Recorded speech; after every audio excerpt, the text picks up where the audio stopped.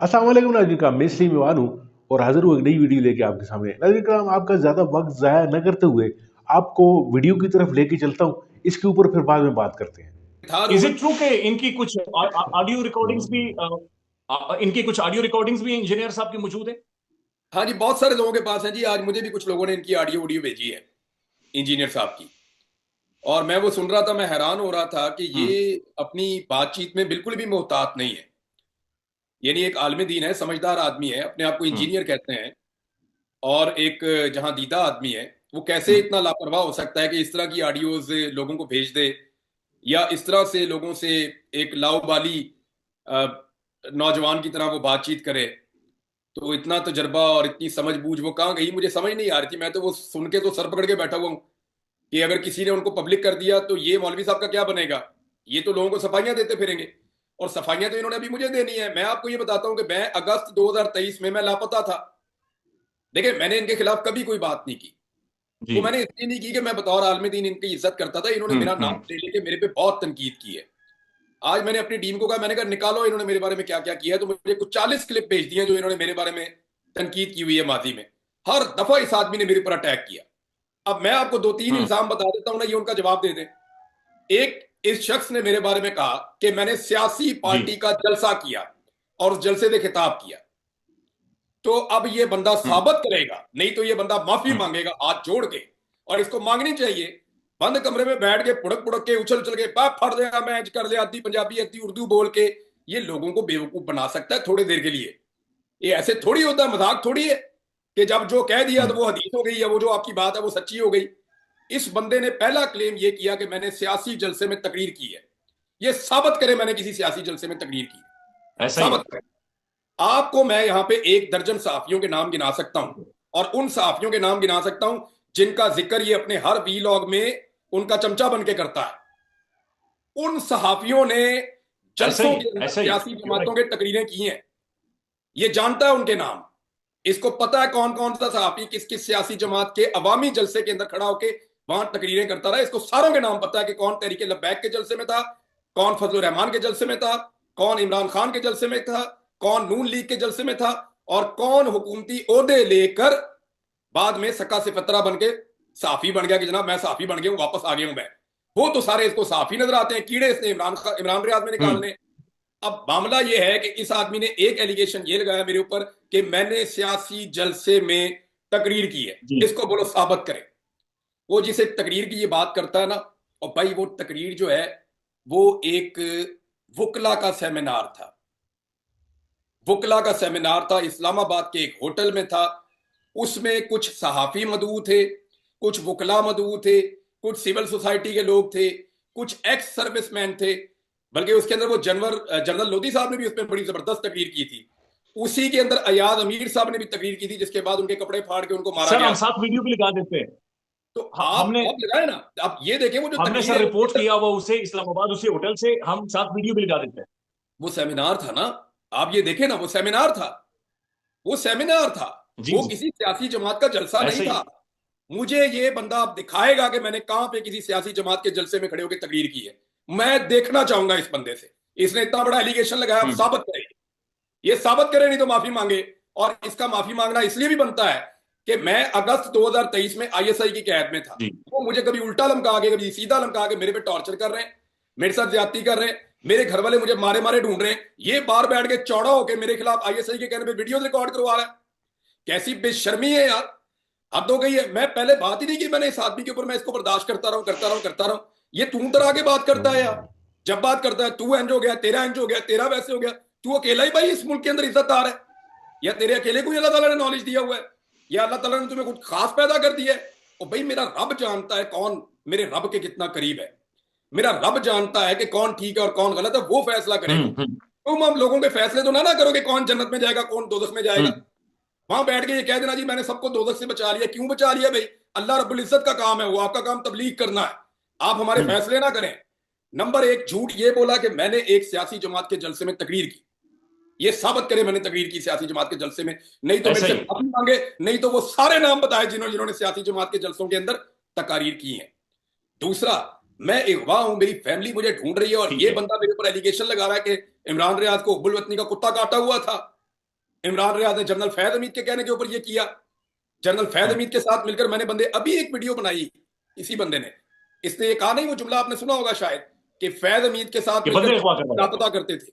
जी जी जी, के बंदे अगवा करवाए आपने।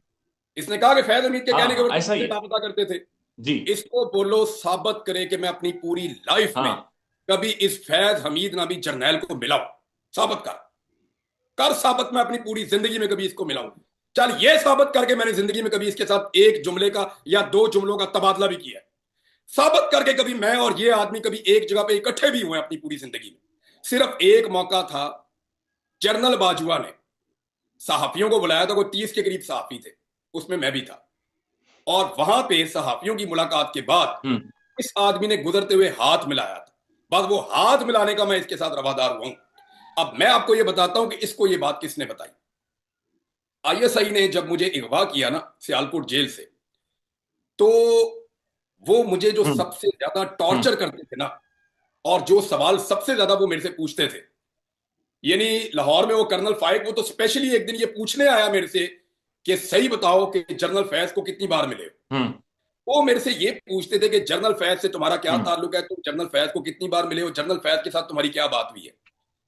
मैं लानत भेजता हूं कि अगर मेरी जिंदगी में कभी एक दफा भी जनरल फैज हमीद से मुलाकात हुई, ना मैं उस बंदे को कभी मिला, ना मेरी कभी उसके साथ गुफ्तगू हुई, ना मैं कभी उस बंदे के साथ कहीं पे बैठा, मेरी कोई मुलाकात उस बंदे से नहीं है। अब ये मौलवी साबित करे। इसने इतनी बड़ी तोहमत लगाई है कि मैं जनरल फैज के साथ मिलकर बंदे अगवा करता था या लापता करवाता था, और मेरी पूरी लाइफ के अंदर सिर्फ एक सेंटेंस मेरे मुंह से निकल गया था, एक लापता अफराद के हवाले से, और वो भी बलोच हमारे बहन भाई हैं उनके हवाले से। मैं चल कर गया। ये मौलवी तो माफी नहीं मांगता ना, ये तो अड़ जाता है अपनी जिद के ऊपर, जहां गलती करता है वहां पे भी माफी नहीं मांगता, रुजू करता ही नहीं है किसी जगह पे भी। ये बड़ी हिम्मत चाहिए होती है। मैं चल कर गया इस्लामाबाद में, मैं जाकर उनके धरने के अंदर खड़ा हुआ, मैंने उनके सामने हाथ जोड़ के उनसे माफी मांगी कि मेरे से गलत जुमला निकला, मेरी बहन मुझे माफ कर दे। और उन लोगों का इतना बड़ा दिल है, सोने का दिल है उन लोगों का, खुदा की कसम, उनका हम देना नहीं दे सकते। उनका इतना बड़ा दिल है, उन्होंने मुझे कहा जी कोई बात नहीं, हमारे दिल बड़े हैं, कोई बात नहीं। उन्होंने मुझे मौके पे माफ कर दिया। तो ये कैसे कह सकता है कि जनरल फैज हमीद के साथ मिलकर बंदे मैंने अगवा कराए। फिर इसने एक और मेरे पे इल्जाम लगाया, इसने मेरे पे इल्जाम लगाया कि मैंने असद तूर और मुतीउल्लाह जान और अबसार आलम, इन तीनों के साथ जब ज्यादती हुई तो मैंने खुशियां मनाई। मैं आपको क्लिप भेजता हूं, वो क्लिप आप चलाना चाहें चला दें जी, आप सुनवाना चाहें सुनवा दें, चला देंगे। वो क्लिप आपको बता देगा कि असद तूर साहब के साथ जो ज्यादती हुई उस पर मैंने कितनी आवाज उठाई, जो अबसार आलम के साथ हुआ उसके ऊपर मैंने कितनी आवाज उठाई, और जो मुतीउल्लाह जान साहब का अगवा हुआ उस पर मैंने कितनी आवाज उठाई, बल्कि मैंने भुगता। जख्मी सहाफी की अयादत करने के लिए, और ये अच्छी बात है, बुरी बात नहीं है।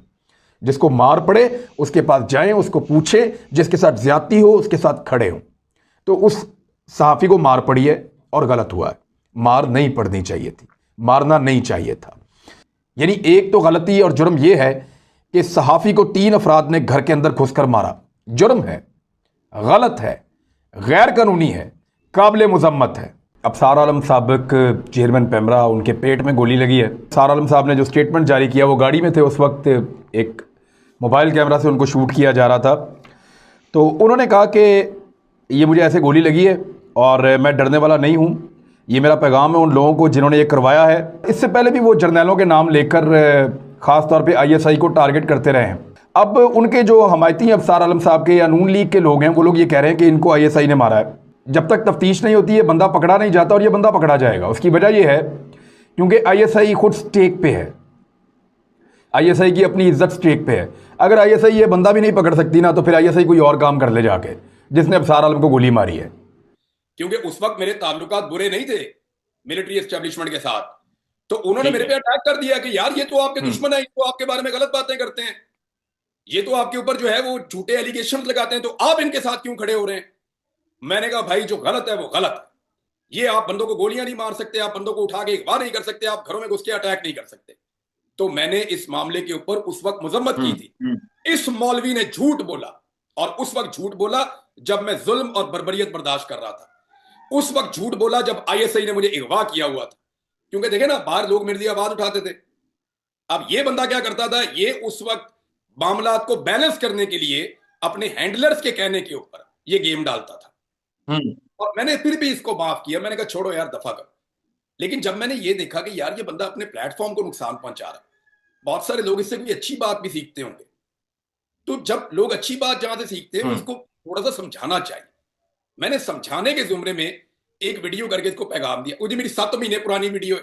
और यार 7 महीने पहले आप फितना कह रहे हैं एक पॉलिटिकल पार्टी को, आपने 7 महीने पहले एक पॉलिटिकल पार्टी को फितना कह दिया या आज कह दिया, क्या फर्क है इसमें? या तो आप ये कहें ना कि 7 महीने पहले वो फितना थी, अब वो फितना नहीं है। आपने ये मैं पूछना चाहता हूं कि इंजीनियर मोहम्मद अली को किसने बताया, क्योंकि ये शक सिर्फ आईएसआई को था। और मैंने आईएसआई को इस बात का चैलेंज किया था कि जनरल फैज हमीद आप लोगों के पास ही है पाकिस्तान में, उसको पकड़ो, उससे पूछो कि इमरान रियाज तुझे कभी मिला जिंदगी में? अगर मैं मिला हूं उससे तो फांसी की सजा दो मुझे। मैं उनको उस कैद में ये बात कह रहा था। या ये बात आईएसआई ने की है जनरल फैज वाली, या ये बात इंजीनियर मोहम्मद अली मिर्जा ने की। अब इंजीनियर मोहम्मद अली मिर्जा को किसने बताई है? ये इंजीनियर मोहम्मद अली मिर्जा ही बता सकता है, और कौन बता सकता है? यानी वो जो मैं इसकी एक ऑडियो सुन रहा था, उसमें किस तरह के अल्फाज इन्होंने लोगों के लिए इस्तेमाल किए हैं। खुदा ना करता कि बंदा वो ऑडियो लीक कर दे। तो मैं ये सोच रहा था कि ये तो सफाइयां देते फिरेंगे, और जो इन्होंने लोगों पे इल्जामात लगाए ये उन्हें साबित कैसे करेंगे? नहीं, ये सिर्फ ऑडियोज हैं या वीडियोज भी हैं? नहीं, इनकी ऑडियो, ये सिर्फ ऑडियोज हैं या वीडियोज भी हैं? मेरे पास तो भाई ऑडियोज ही हैं, मुझे वीडियोज का नहीं पता। वीडियोज तो हो सकता है किसी के पास वीडियोज भी हों, लेकिन मुझे तो जो किसी ने, 1-2 लोगों ने भेजी हैं, ऑडियोज भेजी हैं कि जनाब ये बातें इन्होंने की हैं, वो मैं सुन के हैरान हो गया हूं। मैंने बल्कि जिस बंदे ने मुझे भेजी है, मैंने कहा भाई ये पब्लिक ना कर देना, मौलवी साहब को मुसीबत पै जाएगी। दूसरी बात ये है, एक बात ये है कि इनको ये बताना पड़ेगा कि डिजिटल दहशतगर्दी का लफ्ज इन्होंने कहां से सीखा। मैंने ये लफ्ज पहली मरतबा डीजी आईएसपीआर और आर्मी चीफ से सीखा। मैंने उनसे सुना कि डिजिटल दहशतगर्दी की टर्मिनोलॉजी होती है। इस बंदे ने कहां से सीखा ये हमें बताए। एक दिन ये बंदा कहता है कि ये ऑर्गेनिक है, एक दिन ये बंदा कहता है कि ये सारा का सारा पब्लिक का रिएक्शन है, जो इतने लंबे अरसे में मिलिट्री एस्टेब्लिशमेंट ने जुल्म और सितम किए हैं उनकी वजह से ये लोगों का रिएक्शन आ गया है। दूसरी वीडियो में ये बंदा कहता है जी ये सारे फितने। दूसरी वीडियो में ये बंदा कहता है जी ये डिजिटल दहशतगर्दी हो रही है, और ये दहशतगर्द ने पाकिस्तान की नजरियात के ऊपर अटैक कर दिया है। तो मुझे इस बंदे में और लाल टोपी वाले में कोई फर्क नजर नहीं आया।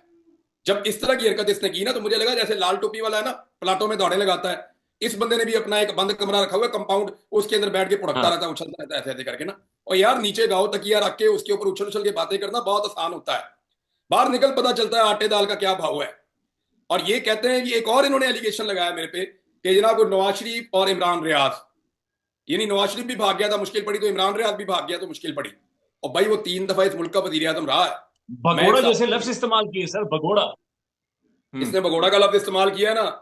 मैं ये कहता हूं कि इस बंदे को उल्टा लमका के आईएसआई वाले 1 दिन रख लें, 2 दिन रख लें, थोड़ी सी फैंटी लगा दें, तो मैं इससे पूछूंगा कि भगोड़ा होता क्या है।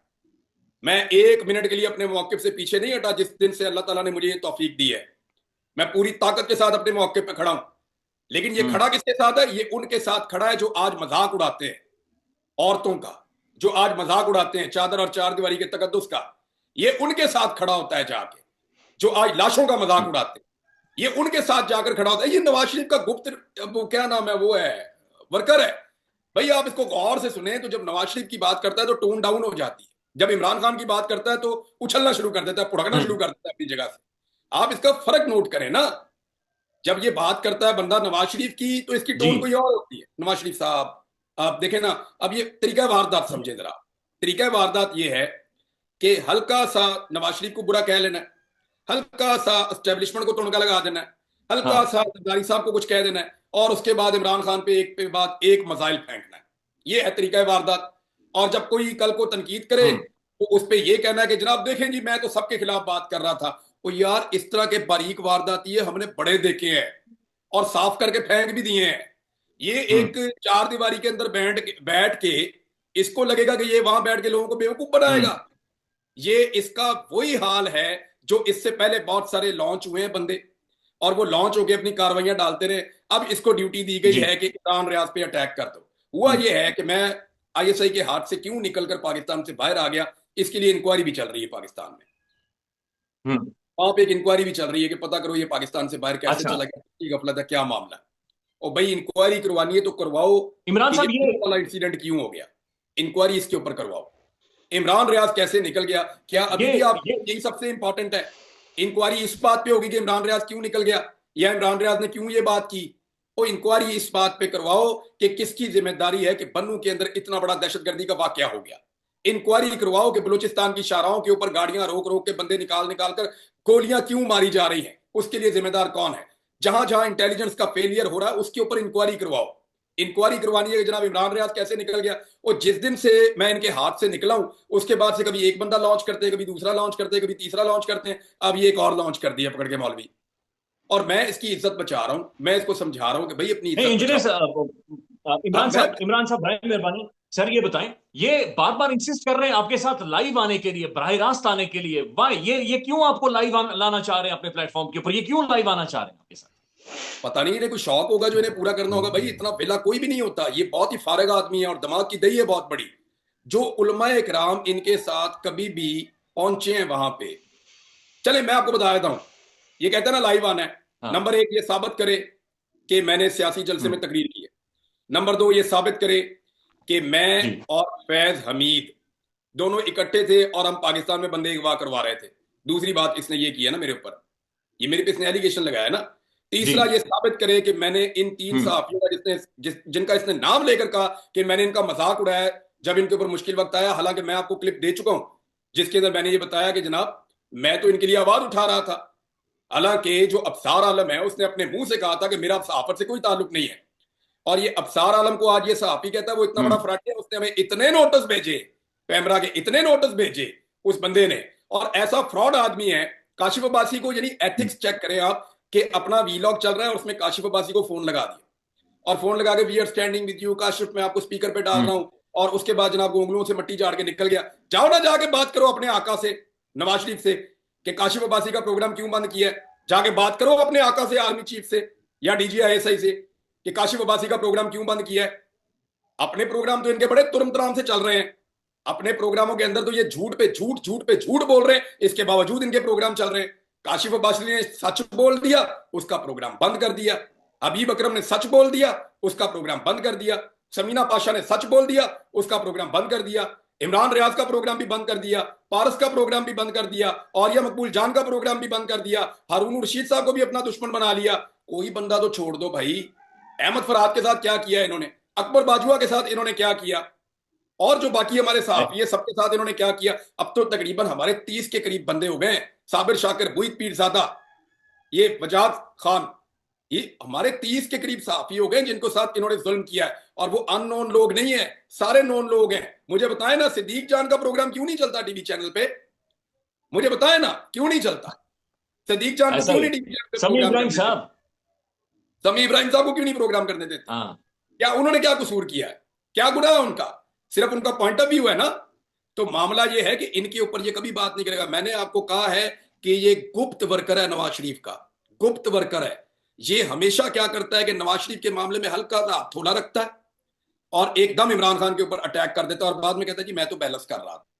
जी नाज़रीन का वीडियो आपने मुलाज़ा फरमाई। वीडियो में जिस तरीके से इमरान रियाज खान साहब ने इंजीनियर अली मिर्ज़ा के गलीज़ जो इल्ज़ामात थे उनका जवाब दिया, और आपने जिस तरीके से देखा कि गुज़श्ता कुछ दिनों में इंजीनियर जो है वो हाथे से उखड़ा हुआ है और उसने बहुत सारी चीज़ें जो हैं वो किसी के कहने पे आकर तहरीक इंसाफ पर और इमरान खान साहब के हवाले से और दीगर लोगों के हवाले से जो है वो इल्ज़ाम तराशियाँ जो शुरू की हुई है। तो ये एक तो उसके मनसब के साथ ये चीज़ ज़ेब नहीं देती उसे, और दूसरा ये है कि वो मेंबर रसूल पे बैठकर इस तरह की जो बातें वो करता रहा है, और माजी में भी उसने की हैं और फिर बाद में माफिया तलाफियाँ भी कर ली उसने। लेकिन अब फिर दोबारा जो है वो एक चाबी वाले खिलौने का किरदार अदा कर रहा है। तो इस्टेब्लिशमेंट को भी थोड़ा बहुत सोचना पड़ेगा कि अब इस तरह के लोगों को आगे लाने से, फिर इस तरह की जो है वो ओछी हरकतें इन लोगों से करवाने से मेरा नहीं ख्याल कि किसी का भी कोई भला हो रहा है, बल्कि उल्टा पूरी दुनिया में जो है वो एक तज़हीक का निशाना बन रहा है। पाकिस्तान भी बन रहा है और ये सियासतदान भी बन रहे हैं, और इस्टेब्लिशमेंट तो बन ही रही है। तो नाज़रीन काम देखते हैं ये मुल्क कहाँ तक इसी तरह लेके जाया जाता है। मिलते हैं आपके साथ किसी और मौजू किसी और वीडियो में, तब तक के लिए दीजिए इजाज़त। अल्लाह आपका हामी और नासिर हो।